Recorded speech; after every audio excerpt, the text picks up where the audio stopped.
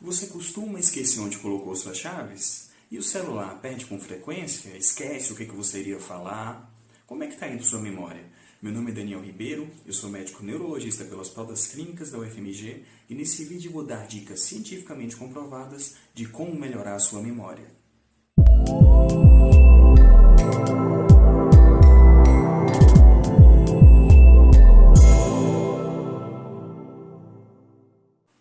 Então vamos falar agora das dicas para você poder melhorar o seu potencial cognitivo e evitar problemas de memória. A primeira delas é a respeito da alimentação, tá certo? Eu não estou falando aqui simplesmente de ter uma alimentação saudável. Eu vou falar dos alimentos que potencializam o funcionamento do cérebro e que evita quadros demenciais. São eles as gorduras, tá? Mas não estou falando aqui de gordura picanha, de gordura ruim, não. São gorduras boas para o cérebro. E os estudos já têm mostrado que a dieta do Mediterrâneo ela é rica em óleos, e esses óleos eles são fundamentais para o funcionamento do cérebro. O que tem na dieta do Mediterrâneo que nós podemos incluir na nossa dieta?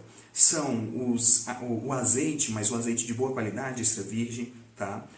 Peixes de água salgada, e a gente tem também castanha, nozes. Por quê? Esses alimentos têm óleos e, principalmente, eles têm um componente importantíssimo para o nosso funcionamento do cérebro, que é o ômega 3. Tá? Às vezes você já ter essa alimentação, já é uma alimentação saudável, mas você suplementar também com ômega 3 seria aí esse ômega 3 simples encontrado em farmácias, em supermercados, tá bom? Ele já seria um potencial alimento que vai agir como preventivo para os quadros demenciais. E vou falar de outro alimento muito barato, encontrado nos supermercados com facilidade, que é o óleo de coco. Então, estudos cada vez mais têm mostrado, já não só em ratos, mas já em humanos, o potencial do óleo de coco, junto com esses outros alimentos da dieta do Mediterrâneo, em prevenir os quadros cognitivos, de declínio cognitivo, tá bom? Outros alimentos não têm evidência científica, então foi muito falado nos últimos 5 anos da vitamina E. Os estudos não comprovaram que tem esse benefício, tá? E um outro alimento ou suplemento, complemento, medicação muito difundido aí é o ginkgo biloba. Não existe nenhuma evidência científica do benefício do ginkgo biloba, tá bom? E aí a gente vai para o nosso segundo ponto. Qual seria o segundo ponto? Movimentar, tá certo? Mas não é esse movimento comum do dia a dia, do trabalho, da correria, não. É uma atividade física planejada. Por quê? Atividade física, o que isso tem a ver com a memória? Olha, eu não estou falando nem só do bem-estar, da liberação de serotonina, que isso causa e acaba por si só beneficiar a questão afetiva da memória. Eu estou falando porque os estudos científicos já comprovaram que quando a gente faz uma atividade física, nossos músculos liberam um hormônio chamado erisina. A erisina ela é liberada no sangue e, ao chegar no cérebro, ela age como um potencializador do nosso raciocínio e, no longo prazo, vai evitar a perda de memória, tá bom? Então, atividades físicas programadas com, no mínimo, 40 minutos e o máximo de vezes possível, pelo menos 3 vezes por semana, tá bom? Vai ser potencialmente eficaz e efetivo na proteção da perda de memória. E aí, entre as atividades físicas nós temos natação, andar de bicicleta, correr, são muitas atividades. Mas aqui eu puxo um parênteses para alguns estudos terem mostrado que a dança, ela não só por ser uma atividade física, ela é benéfica, mas pelo planejamento necessário para a dança, nós temos que ter uma coordenação motor adequada, um planejamento, usar a memória. Então, a dança ela seria um tipo de exercício completo, não só para o corpo, mas também para a mente, tá bom? Então, nós já falamos aqui desses 2 pontos, nós vamos para o terceiro ponto. O terceiro ponto que eu vou falar seria sobre a nossa poupança cognitiva.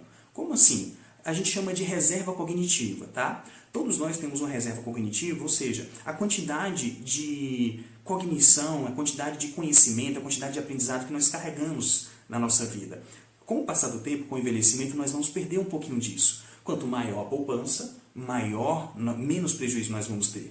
Imagine você, se eu pergunto, uma pessoa que perdeu R$100, ela está economizando na sua poupança e perdeu R$100, ela perdeu muito ou ela perdeu pouco? Bom, isso vai depender. Vai depender primariamente de quanto ela tinha na poupança dela. Se ela tinha R$1 milhão e perdeu R$100, não vai fazer diferença. Mas se ela só tinha R$200 e perdeu R$100, ela perdeu praticamente metade do que ela tinha, tá? Essa analogia vai funcionar para o nosso cérebro.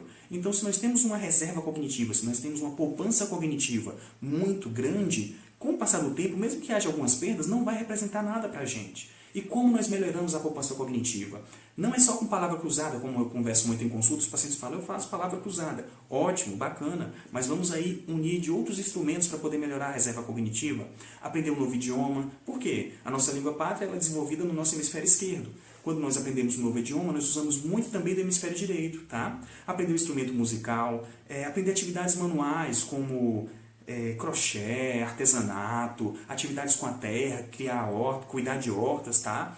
Desenvolvimento de atividades sociais, falar em público, grupos, seja em igreja ou grupos de amigos, mas que você converse, que você pense, que você planeje o que vai falar. Isso também funciona como uma atividade cognitiva. Escrever por prazer, ler por prazer e fugir um pouquinho da sua zona de conforto.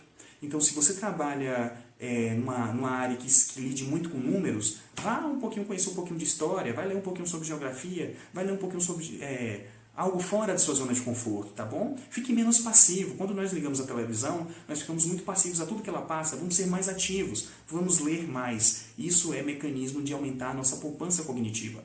E o quarto ponto, que seria o último ponto, seria evitar os fatores de risco.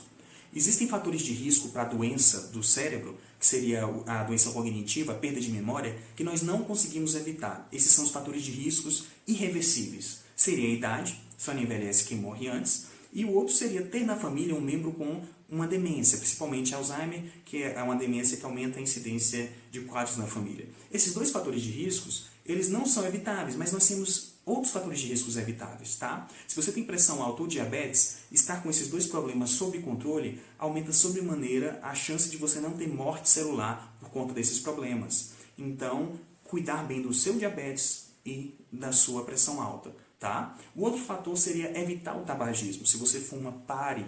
E se você não fuma, não comece, tá bom? Não só a nicotina, mas diversos outros produtos químicos nocivos para o cérebro vão culminar no processo de demência. E por último, o sobrepeso ou obesidade. É aí um fator extremamente comprovado que aumenta a chance de risco de demência. Tá bom? Eu espero que essas dicas tenham sido úteis. Se você está com a memória ruim, se não está, de qualquer sorte, vai aí aumentar sua reserva cognitiva e compartilhe esse vídeo com o máximo de pessoas que você puder, porque de alguma forma você vai estar ajudando, tá bom? Eu agradeço aí pela atenção e nos vemos no próximo vídeo. Um grande abraço.